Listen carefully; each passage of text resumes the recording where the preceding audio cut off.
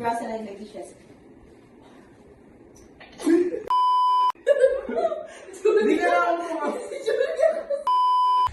What's up from all the watchers from all the countries around the world? Welcome, bonjour! Hey, hey! Today, this video is special. Today, we will be baking. But it's not just about food. This video will also feature ourselves. While we bake, you will get to know us. Me, Russell, Fiona, Aryan, Veronica, and Teresa.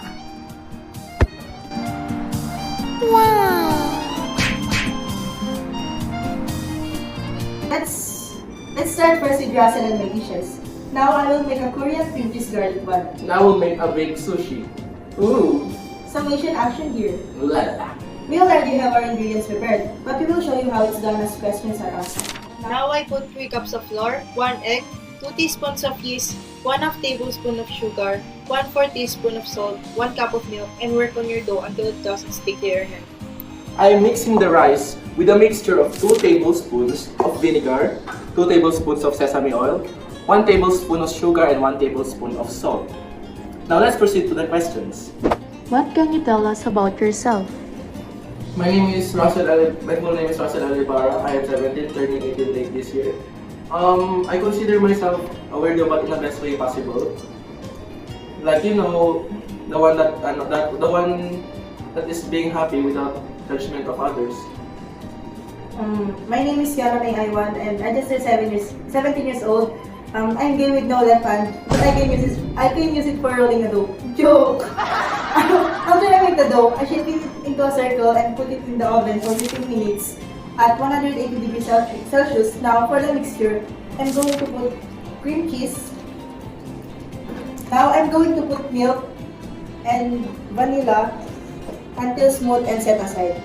Let's work on a second mixture. I put melted butter and added garlic. And celery leaves, and 1 egg. Wait.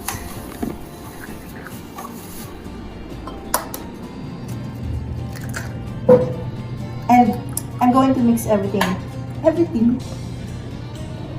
At this point, I have put the first layer of the dish, which is the rice that I mixed.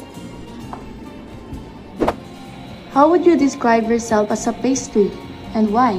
I bring a croissant, flaky on the outside, soft inside, and honestly, a little bit extra. Also, people don't always get me at first bite, but once they do, they keep coming back. The first mixture I made earlier, I put it in the piping bag, and now 30 minutes have passed. I'm going to get the buns, and now here's the bun, and I cut it in the middle, and now I will put the first mixture. For the question, I'd be a donut because sometimes I feel like there's a hole in my brain. But at least I'm still sweet and go well with everything. Now the ingredients I'm mixing right now are the cream cheese, the mayonnaise, the mangoes, the crab meat, and the cucumber, along with 2 tablespoons of sriracha. Do you usually do it alone or with someone? The baking, I usually do it alone sometimes, but it's always more fun with someone. You know, so we can both taste each other's food. Most of the time, I do it alone because I move at my own pace. But it's always more fun with someone, especially if they clean up after. So after putting the cream cheese in the buns, I'm going to dip them in the second mixture I made earlier. And put it in the air fryer. Wow! What's one thing people get wrong about you? It's that I look mayabang or intimidating. Since I'm a girl and I have a strong presence, some people think I'm hard to approach. But the truth is, I'm very easy to talk to. I love meeting new people, and I'm actually really friendly once you get to know me. Now, I have finished doing it all, and I'm gonna put it in the air fryer. One thing people usually get wrong about me is they think that I'm not serious, just because I laugh a lot and always bring joy. But in reality, I do take things seriously. I just chose to face it with humor. Back to the baked sushi.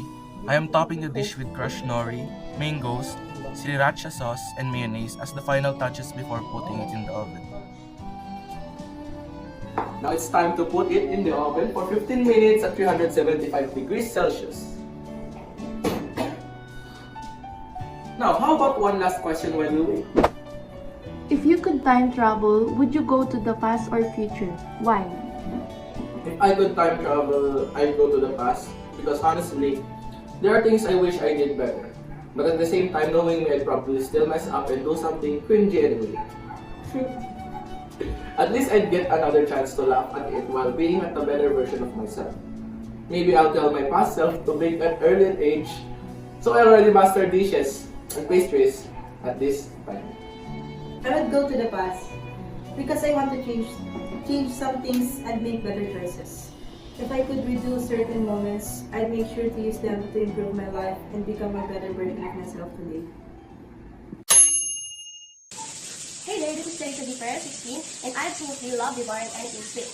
No exceptions, not unless my kids give up on me. The kind of dessert that we will make, bake, and enjoy is carrot cake. Perfect for every seafood crave. To be honest, it's been a long year since I last baked with my mom's guidance. Now that I am doing it on my own, I can help but to feel nostalgic and new. For step 1, add the 4 eggs.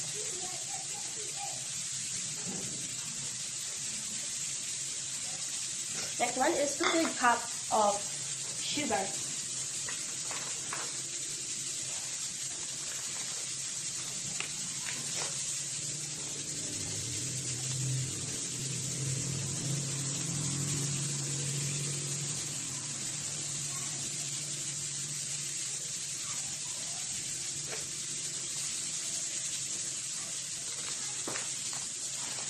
Next one is 2/3 cup of oil. So wait a minute. 2/3 cup of oil.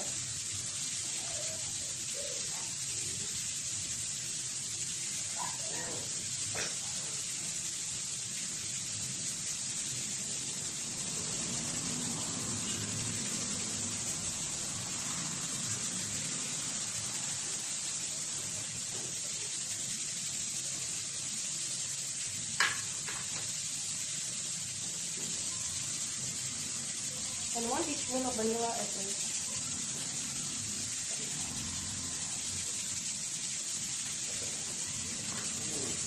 Pati na muna yun. And for step 2, with the same container, use a strainer to filter the 2 cups of flour, 1 and 1/2 teaspoon of baking powder, 1/2 teaspoon of baking soda, and combine them together.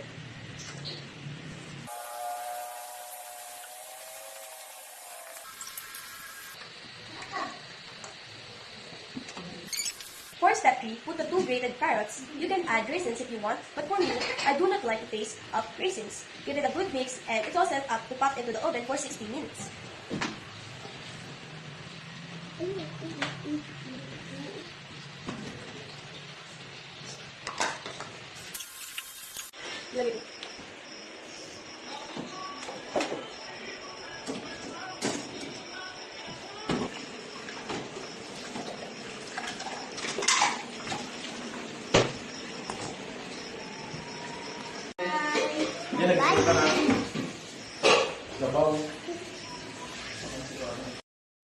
Bonjour my friends, I'm Veronica Julia Sonido, 17, and pastries are my sweetest escape.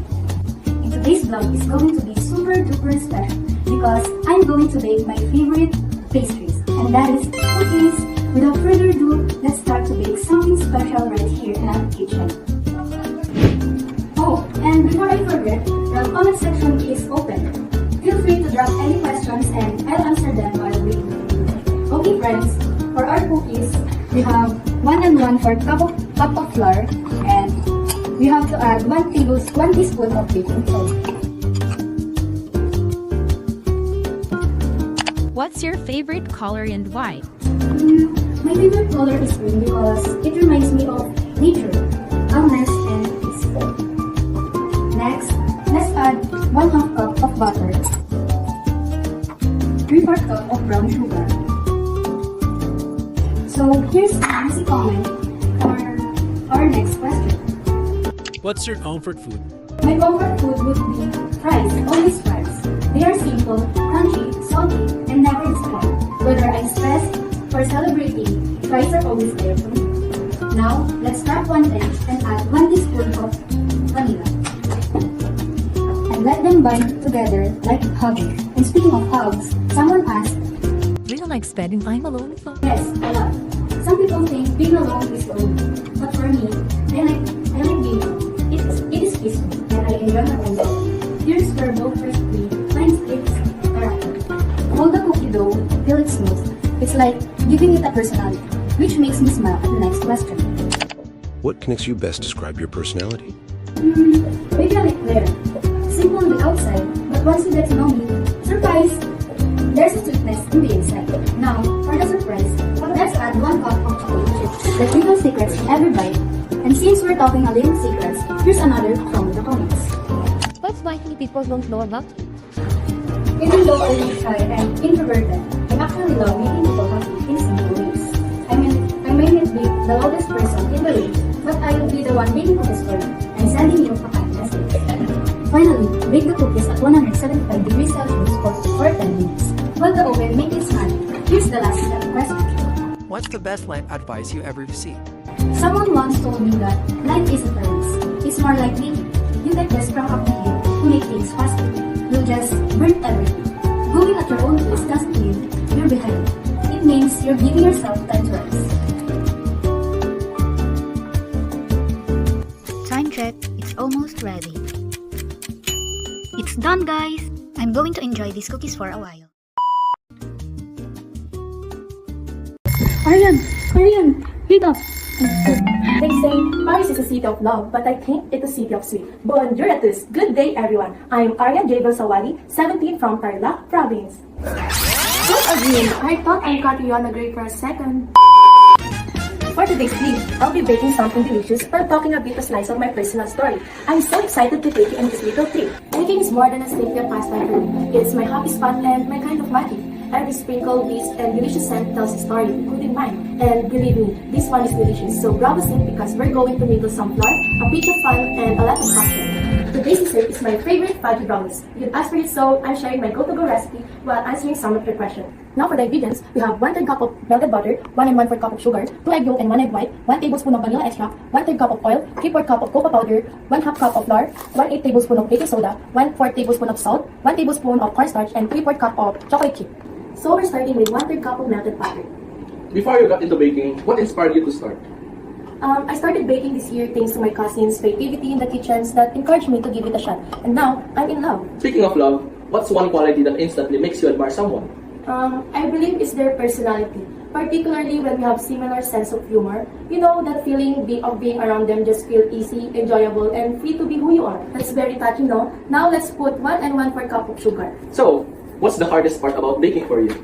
Probably getting the perfect timing. Trust your eye and knows more than the clock. Watch the oven like your crush finally texts back. Miss it and it's gone. Now we add these 2 eggs, yolk, and 1 egg white. Chef, are you more introvert, extrovert, or ambivert? I consider myself to be an ambivert. When I'm among my loved ones, I'm quite sociable, but when I'm alone, I completely turn into an introvert. Now let's put 1 tablespoon of vanilla extract for flavor. Speaking of flavor, what's your go-to flavor of food or drinks? A cream matcha latte is always my go-to-go beverage, and I love seafood for its rich, savory taste. I also can't resist anything sweet and sour. It's the perfect flavor combo for me. Pouring out the 1/3 cup of oil in the bowl. On average, how frequently do you bake, Chef? Maybe twice a month, depending on my need, guys. After adding the oil, let's add 3/4 cup of cocoa powder because this is when the chocolated magic begins. And now I'm going to add 1/2 cup of flour to ease that. What is your favorite baked goodie? I think carrot cake with blueberry cream cheese frosting, just delicious. Every person has a go-to comfort food. What's yours, Chef? One thing that will calm me down when I feel sad is ice cream. Avocado flavor to be specific and sweet. Now everyone, let's put 1 tablespoon of cornstarch, 1/4 tablespoon of salt, 1/8 tablespoon of baking soda. And finally, let's put the final ingredient, which is the 3/4 cup of chocolate chip to make it more flavorful. To finish this, Chef, can you share a quick tip for beginners? My brief advice is don't be frightened about trying. As I often say, if you don't try, you'll never know. Alright, babes, that's it for today, chica. Our brownie recipe is ready. Bake at 175 degrees Celsius for 30 to 35 minutes. And just like that, our brownies is finished, crispy on top, fudgy on the inside, and ready to steal hearts. I'm sharing these with my friends to see if they give a chef kiss or not. Go. La comida es delicious, bravo! If you enjoyed today's Baking Chat, don't forget to sprinkle some love in the comments, click the subscribe button if you're new, and maybe even share your own baking experience below. Until next time, bake with love and bite with a smile.